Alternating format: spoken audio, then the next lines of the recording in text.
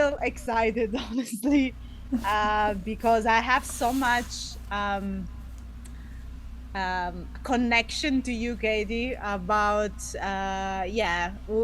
about feminine, about intuition, about what you talk about New Earth. This is when you talk about this, my heart is like boom.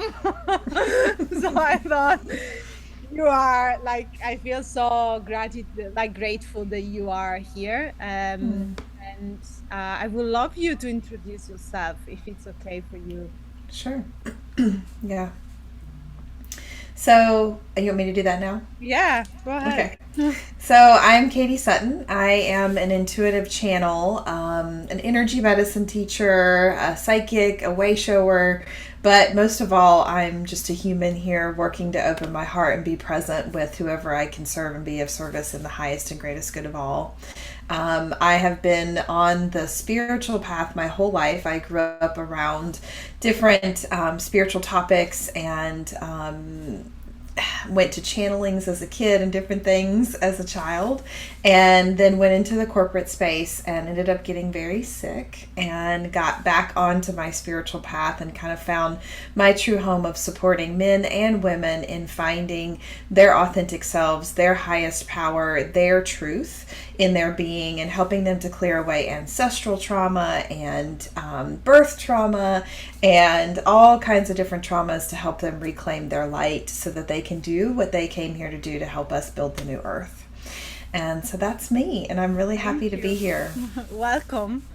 Yeah, so in this episode, or new episode of Mother Tales, yeah, I've been. Let's dive in if you are ready. I'm ready with the first question, actually. Sure, let's go for it. Yeah, I would love to ask you what intuitions are for you, and how can we. I know there are two big questions, but how can we, as women and men, reconnect? Because we know that probably majority of us, but we are reawakening, or majority of us have been disconnected from our body and our intuition. So yes, what are for you intuitions, and how can we reconnect with them?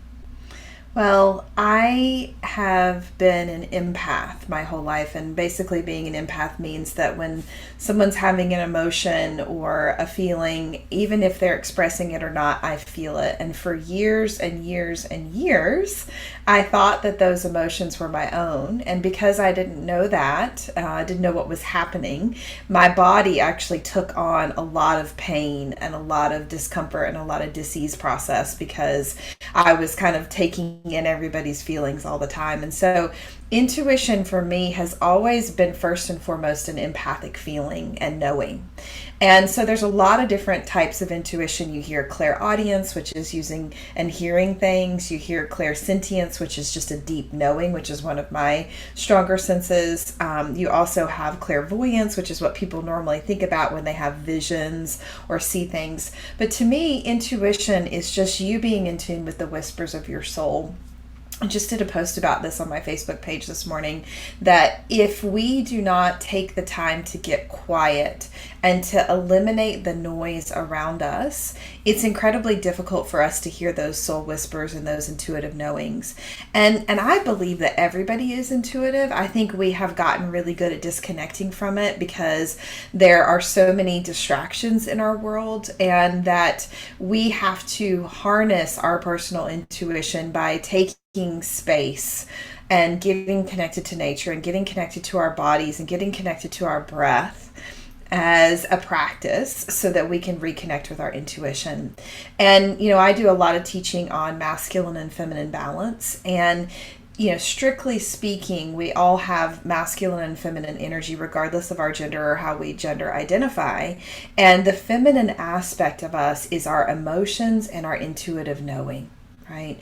And so when we're in connection with our feminine side, we are in connection and able to allow flow in that emotional body, in that intuitive body, and that, kind of psychic body, if you will. And our masculine side is our physical body and our mental body, right? Our mind. And oftentimes it's the masculine part of us that intercedes and says, oh, no, no, you maybe don't have an intuitive knowing about that. Let's back up. Let's go into the logic brain. And it's not that one or the other is better or worse. It's just that the two need to be in balance for us to be able to access our intuition. And unfortunately, our society puts a lot of focus on the masculine traits, the mind and the body, and not enough, in my perspective, on the emotions and the intuitions and our energy body. Yeah, thank you. And can I ask you, I've been like hearing you talking about or saying leading from the feminine. What does it mean for you? Oh, I love this question. So, for several 100,000 years or so, we have been in a masculine driven energy.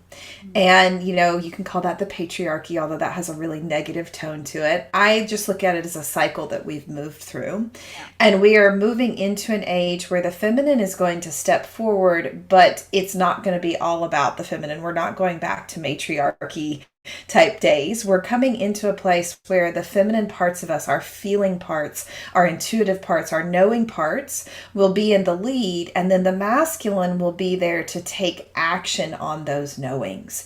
And so what I really see happening in our world, if you look at our medical system, if you look at our education system, there are so many systems and structures that were built on the doing and not in the intuitive way, and kind of in a way that's one size fits all. Yeah. And we all have unique beings and unique bodies. And so what I'm seeing is that these systems are going to begin to shift to allow for there to be space for us as individuals to bring our intuition and our knowing forward of how we need to be supported. And then the services will meet that. So that's just one example that I see of things that are already shifting. If you look at the education system, that's a really great example. You're seeing a lot of parents waking up to the realization that they're not able to, or they don't feel confident in the education system and the way it's happening. And so there's all these new options coming, right? Because we're all unique individuals and the way we need to be supported is unique.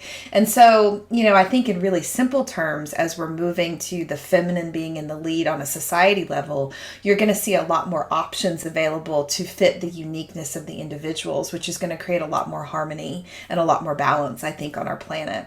But, in an individual person, when you allow your feminine to be in the lead, what starts to happen is that the anxiety and the mental body and the worry kind of energy loops that we get into start to lessen, because the emotional body really can guide us into the best situations and guide us out of the situations that are not in alignment. And so we need that masculine aspect of us once we have that knowing, that feminine knowing, to help us take the action to set the boundary or to say yes to something. But it should always be in, kind of in the background while the feminine is feeling into and intuiting the next steps. Yeah, beautiful how you describe it.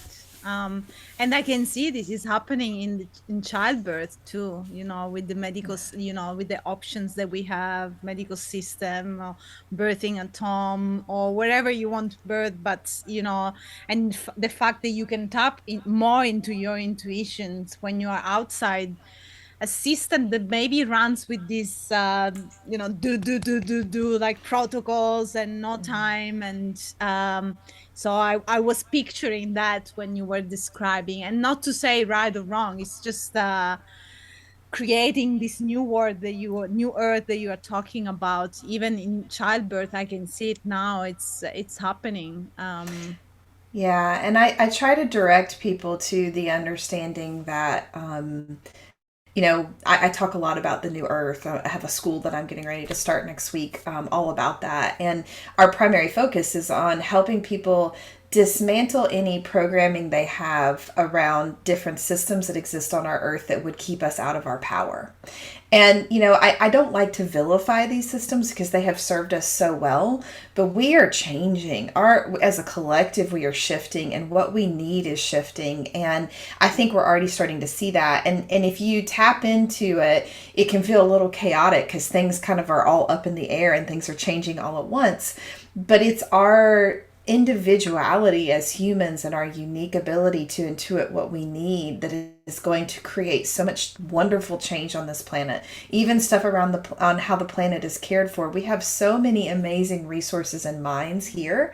And so it's time for us to tap into that personal power that we have to create our realities. Yeah.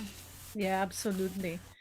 And another question, but more like regarding childbirth, or pregnancy or motherhood journey.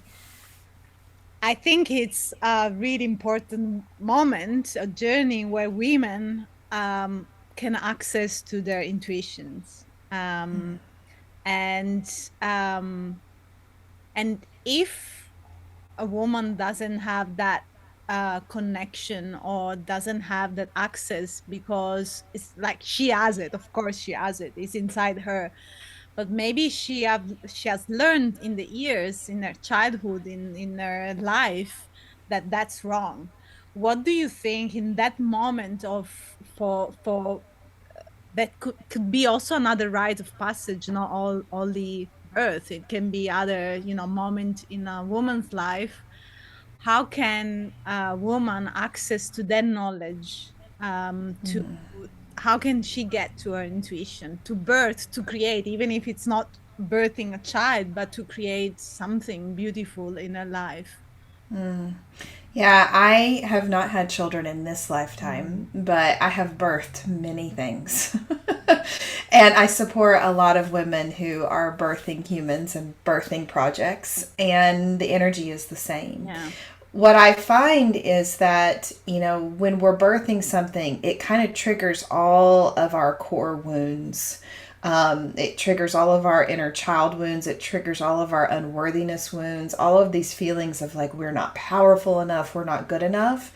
And so what I find is when I'm working with women who are, worried about having a child, or maybe they're having trouble getting pregnant even, is that there's a lot of wounding that is up at the surface that needs to be healed in order to have access to that power.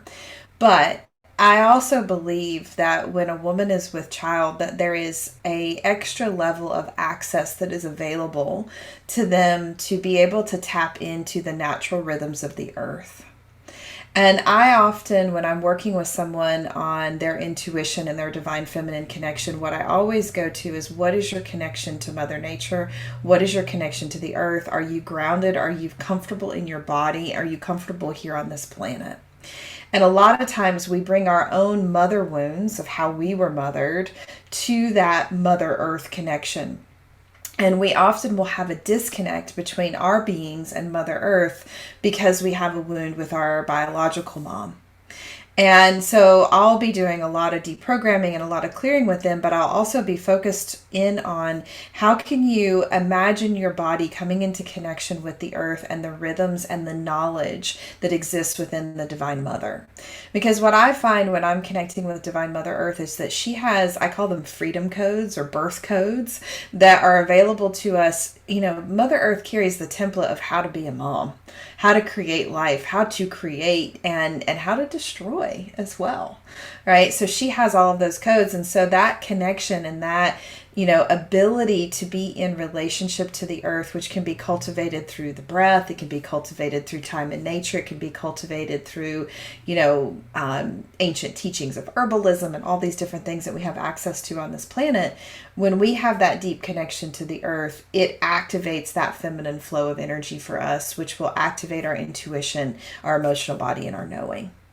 And so that's the number one way that I recommend. But, I would also say, looking at and connecting with your inner child and any stories that inner child version of you has of inadequacy and unworthiness, and being in a place of unconditional love with your inner being.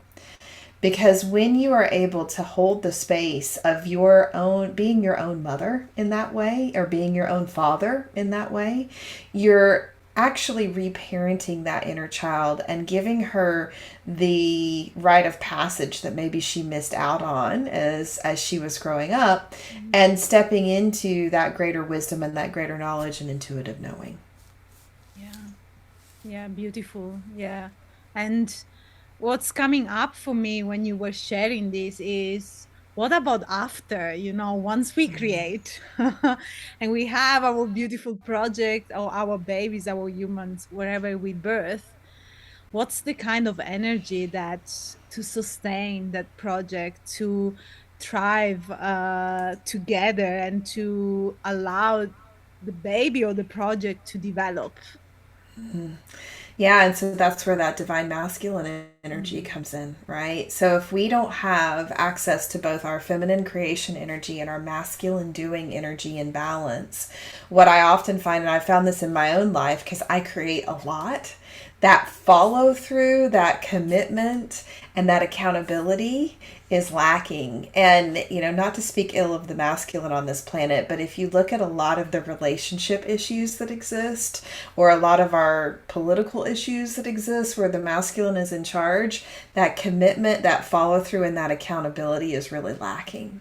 Mm. And so when you are moving through creation, right, you don't want to come into a place of perfection energy or expectation energy, because then that actually shuts down the masculine, right? What happens in a relationship when the feminine begins to nag the husband, right? They shut down and they kind of get into their rebellious teenager and say, I'm not doing anything.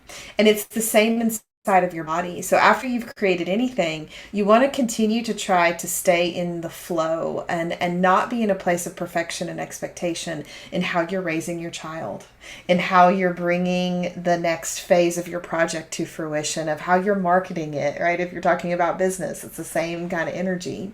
And if you get into that expectation and perfection energy, then you shut down that flow, and then all of this pressure comes in, and then we kind of go into analysis paralysis and we get overwhelmed.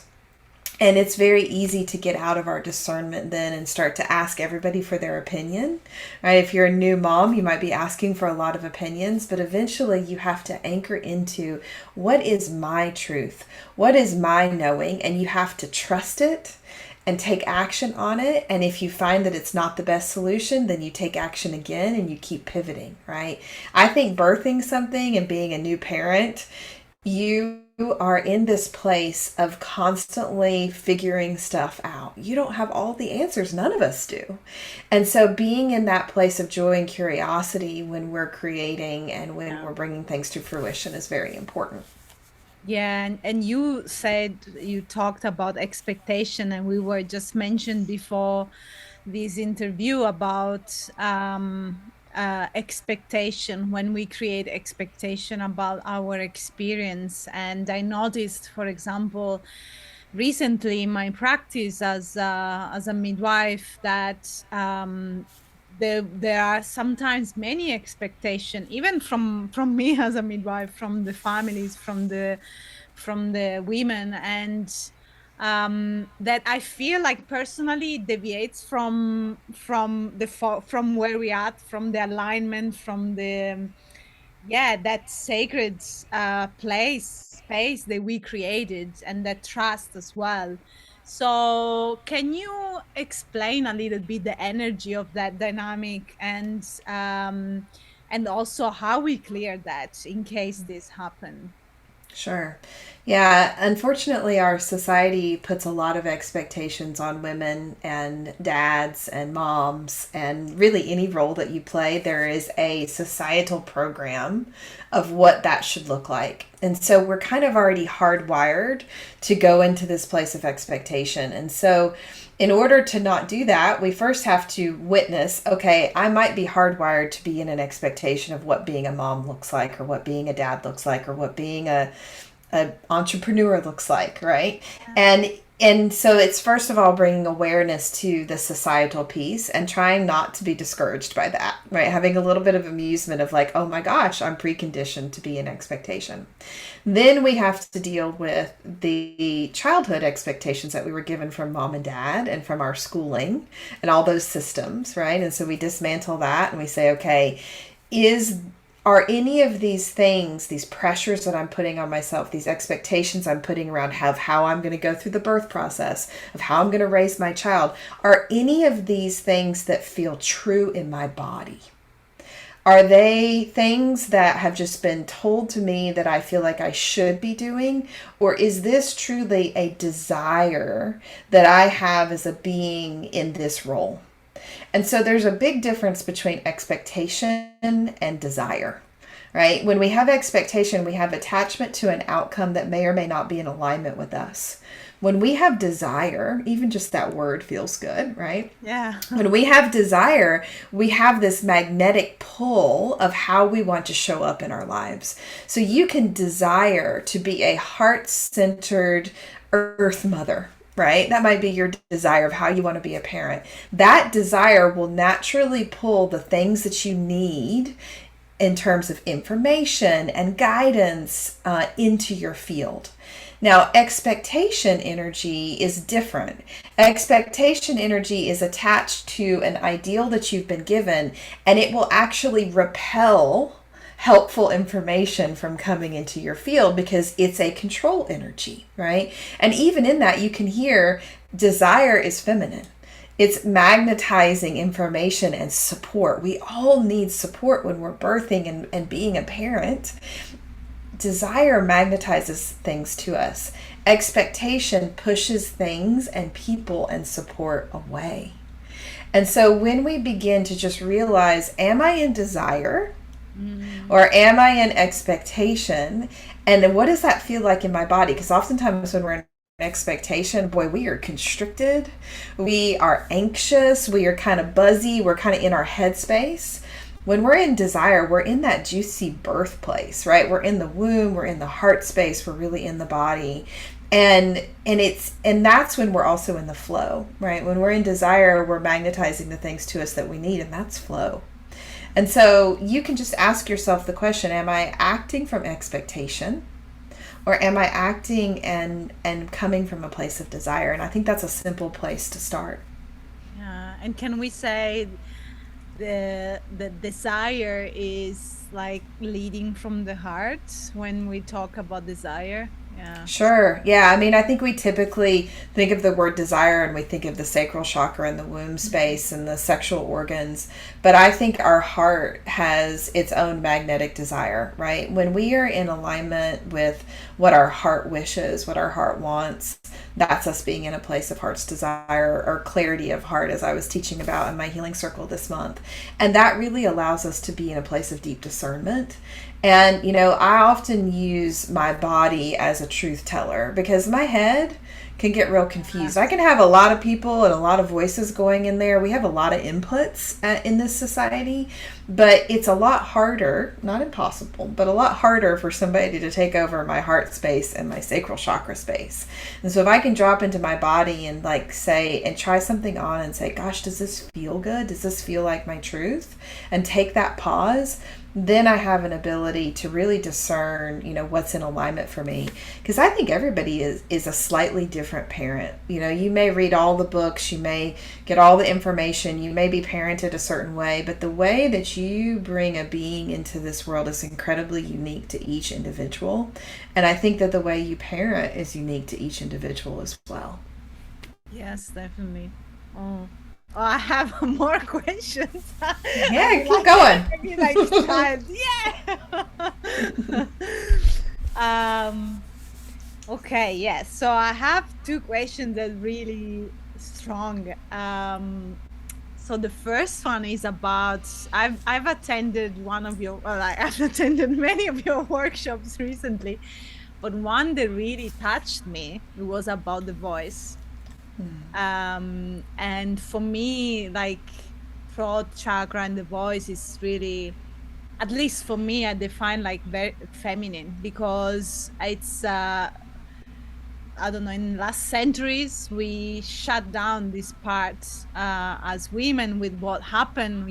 You mentioned patriarchy and other things that happen as women, and I feel like a big work, even in myself personally, is really expressing my truth. So we've been talking about intuition dropping in the body and then the heart. But what about using the voice and expressing ourselves? Well, when I do energy work with people, oftentimes, so I got onto this path because I had a thyroid, a throat chakra condition, right? And so my people are, I say, are throat people, right? We're here to figure out how to use our voice. And so I'm constantly doing work on this, constantly shifting things in my physicality and my throat chakra.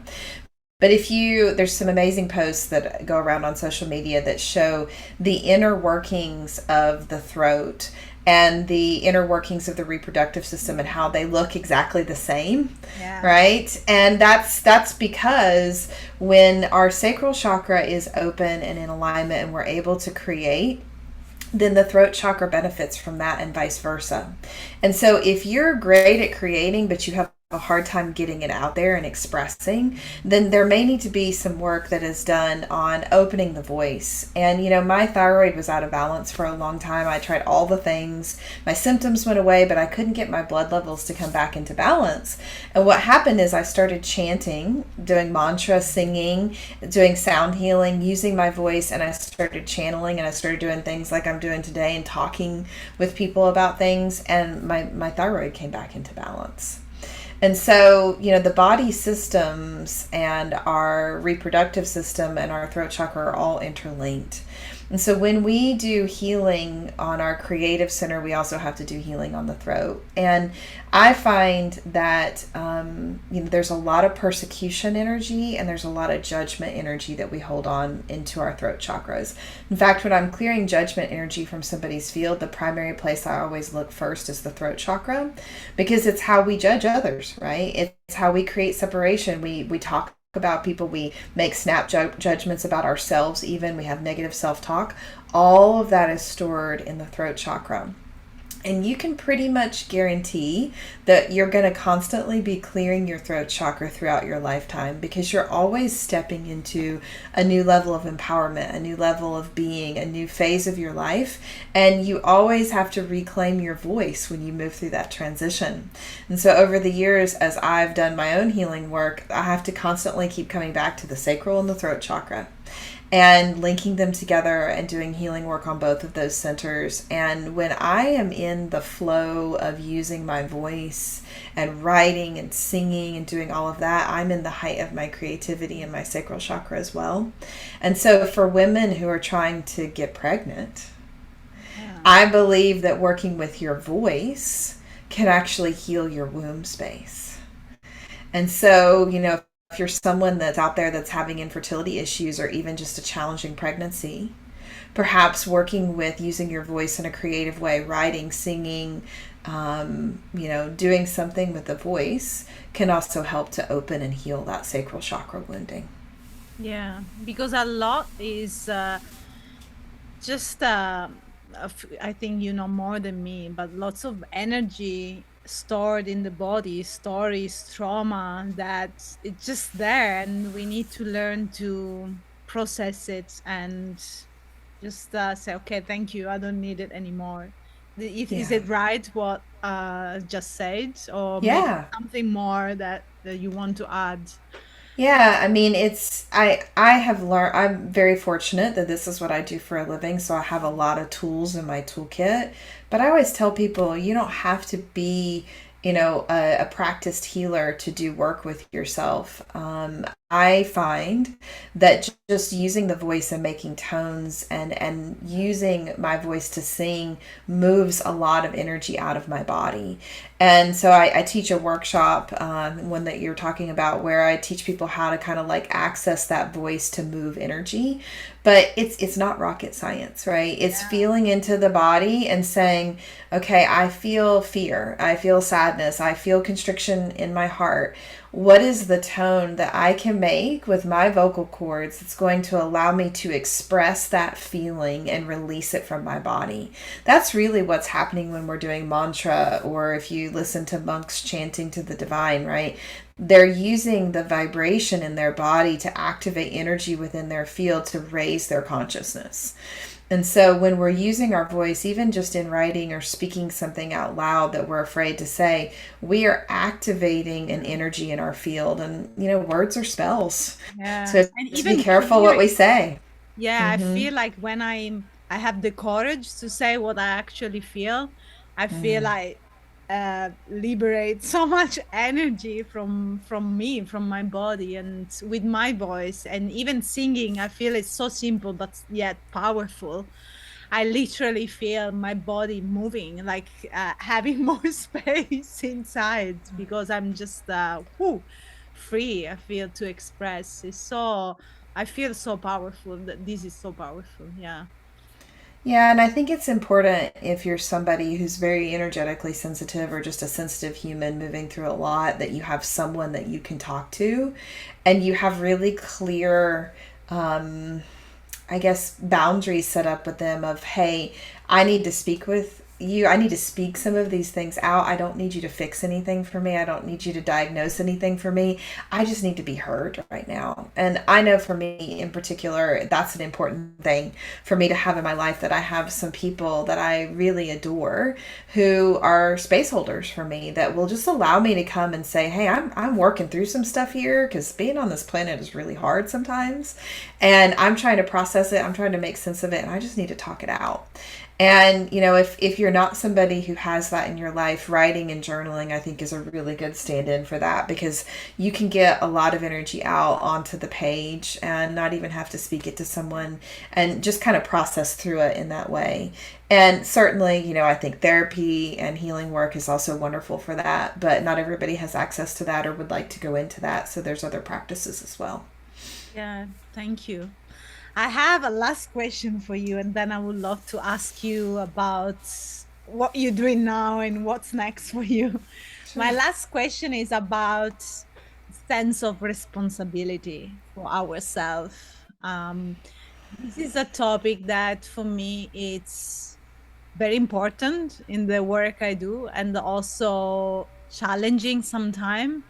And it's not fixed. It evolving, changing.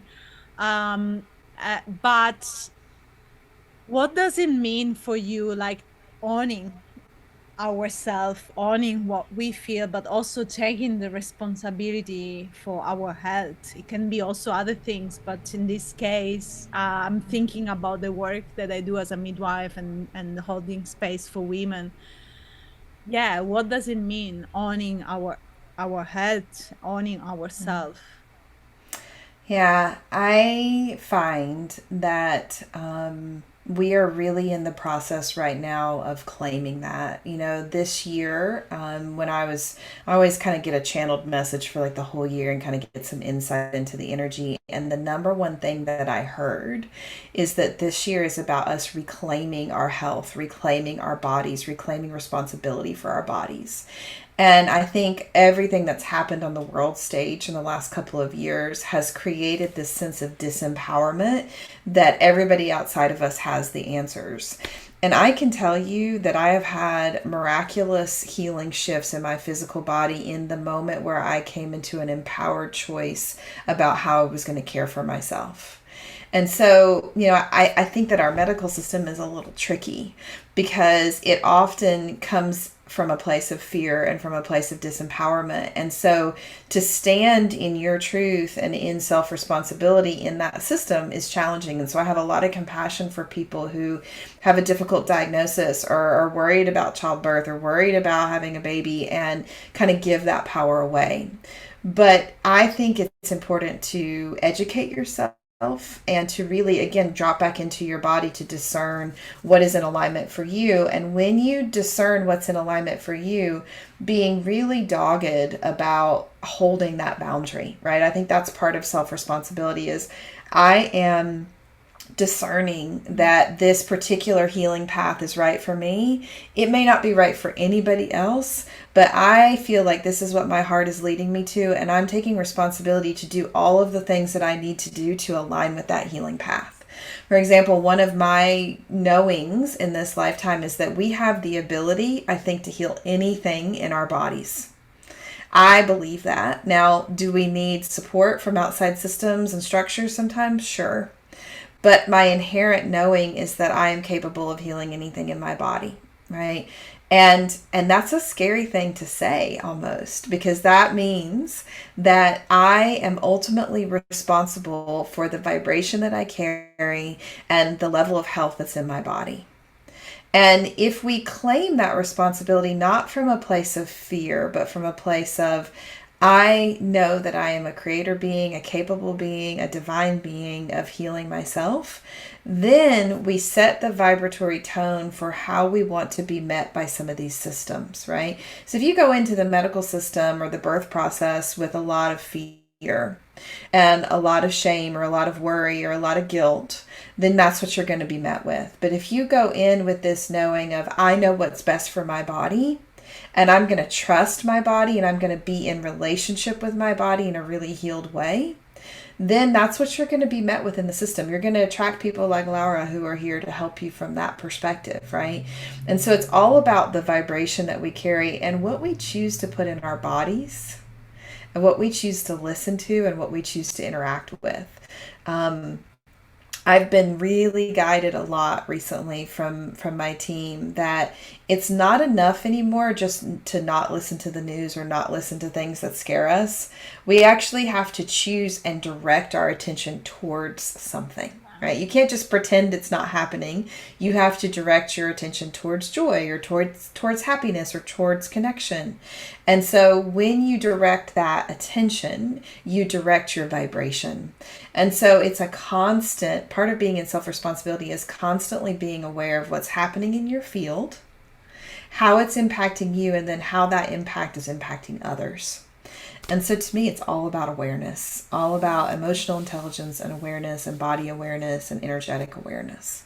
Yeah. And that when you say that, I've been also thinking about social media and there's so much information in what we can get. This, as you said, it's not just the news, it's everything around us and what we choose to allow in our life, in our energy fields. Yes. Yeah. Yeah. Thank And you. even Yeah. yeah, and even if you're choosing not to listen to the news or not go on social media, it literally is in the air, right? Mm, That's how information is yeah. transmitted. And so when you choose not to engage with it consciously, that's one thing. But then you have to say, okay, I'm going to have a practice. I'm going to have something that feeds me so that I can set my frequency field, so that I can set my vibration. Maybe that's yoga. Maybe that's a walk in the park. Maybe that's talking to a friend, right? But choosing how you're going to anchor yourself, I think that's Yeah. self-responsibility. Yeah. Thank you. Um, so what's happening for you? What's going on in your business life? And I'm excited to I'm sure you're gonna share what's coming up, and I'm Yeah. excited for you. Yeah, so I created years ago a company with my husband called Zen Within Academy. You know, we do workshops and online programs and I do healing sessions. But over the last 4 months or so, the universe kept saying to me, hey, you got to let some stuff go. You got to let some stuff go. You got to make space. And I had no idea what I was making space for until everything kind of came full circle in July and the New Earth Now school anchored into my awareness. And basically this school it's going to begin as a year-long program, but you can join each volume of the course as you wish if you don't want to sign up for the whole program. It's a container to help people be in community and be supported in dismantling these disempowering energies that I was talking about. So the first volume of the course is actually about accessing our ancient body wisdom and separating from that disempowering energy that I was talking about in the medical system and just what we've been conditioned to believe about our bodies and kind of dismantling that. And the way this is going to work is that I'll have 3 nights of channeled teachings with the participants. And I don't know exactly what's going to come through because my guides that I work with, which is a huge team of beings, are going to be bringing the information through. And really the goal is to help people anchor their new earth now. Everybody has a version of their new earth that they're in process of anchoring. Once we each individually anchor that, then all of these collective systems and structures can start to change and we can build the broader collective new earth. but we got to start it at the individual level first. So that begins at the end of September, but it's going to be open for enrollment for the next year. You can join in anytime and catch up on what you missed if you want, or just join the current volume of the course. And so that's the big thing that I have going on right now. For those of you that might be in the States, I have retreats that I lead and in-person workshops all the time. You can go to zenwithinacademy.com to get on my newsletter list and to get a free ebook on sacred self-care and connecting with your body. That's available if you sign up for my newsletter as well. And we are gonna share your contact so people know where they can contact you. And yeah, you share the website, and I'm excited for you. First of all, thank you for sharing all your wisdom in here. And I think yeah, people will be so excited and to listen to this episode and sharing. And thank you for doing the work that you do for us, for everyone in this world. And yeah, I'm full of gratitude because I've learned so much as well myself. And and the last question is there anything else that you want to share before we wrap up? I think my number one message, and this is what's coming through from the guides, is it's time for us to love ourselves. It's time for us to grow through self love and release self sacrifice. And, if I leave you with nothing else, maybe ponder that because, the last several 100,000 years have been pretty difficult on this planet of us growing through pain and through suffering and through struggle. And I really believe that part of us claiming the new earth is us coming into this place of growth through joy and love and connection and community and self-love. So that's what I'd like to leave everybody with. Thank you. Thank you for all that you shared with us. And I don't want to add anything because what you just said really touched me. Thank you. Thank you. Thank you, Laura. Thank you for doing this amazing channel. I know many are benefiting from it, and it's an honor to be here. Yeah. Thank you. See you next time.